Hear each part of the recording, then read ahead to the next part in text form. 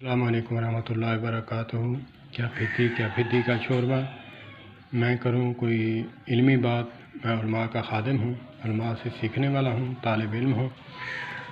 ابھی میں نے یوٹیوب پہ بلکہ فیس بک پہ میں نے دیکھا ہے مولانا محمد الیاس عطاری صاحب کا کلپس، وہ دلائل دے رہے تھے، عقلی دلائل کے۔ ایک شخص نے سوال کیا کہ ہر سال اپنی کرولا کار کو جو ہے سجاتا ہوں اور لائٹنگ کرواتا ہوں، تو مجھے لوگ کہتے ہیں کہ یہ کسی غریب کو دے دیتے، فضول خرچی میں آتا ہے۔ تو انہوں نے دلیل دی، کیا سبحان اللہ، کیا دلیل دی؟ انہوں نے دلیل دی کہ اگر کوئی سوال سمجھ کر کرتا ہے تو اس کو ایسا نہیں کہنا چاہیے۔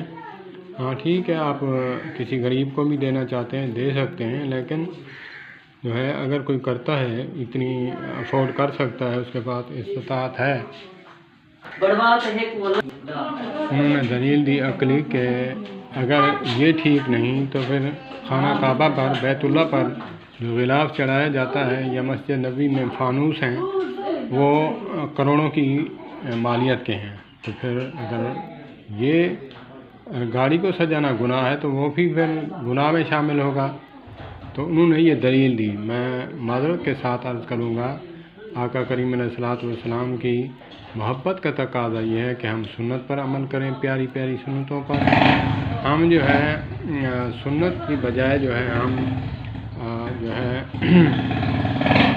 فضولیات یا پھر رسومات پہ جائیں۔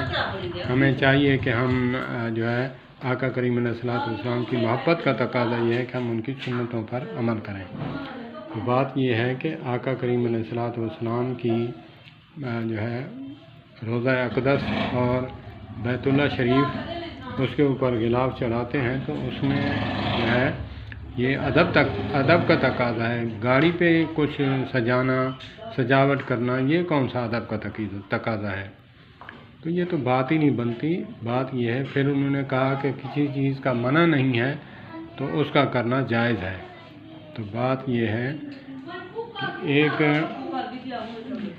کوئی کام اس وقت نہیں ہوا تو اس کا منع کہاں سے ہوگا؟ تو آقا کریم علیہ الصلوۃ والسلام کے سامنے جو کام ہوتا، آپ جو پسند فرماتے اس پر خاموشی اختیار فرماتے یا پھر حکم صادر فرما دیتے۔ تو وہاں اس وقت لائٹیں یا یہ چیزیں تو نہیں تھیں۔ تو اللہ پاک ہمیں آقا کریم علیہ الصلوۃ والسلام کی سنتوں پر عمل کرنے کی توفیق عطا فرمائے۔ السلام علیکم ورحمۃ اللہ وبرکاتہ۔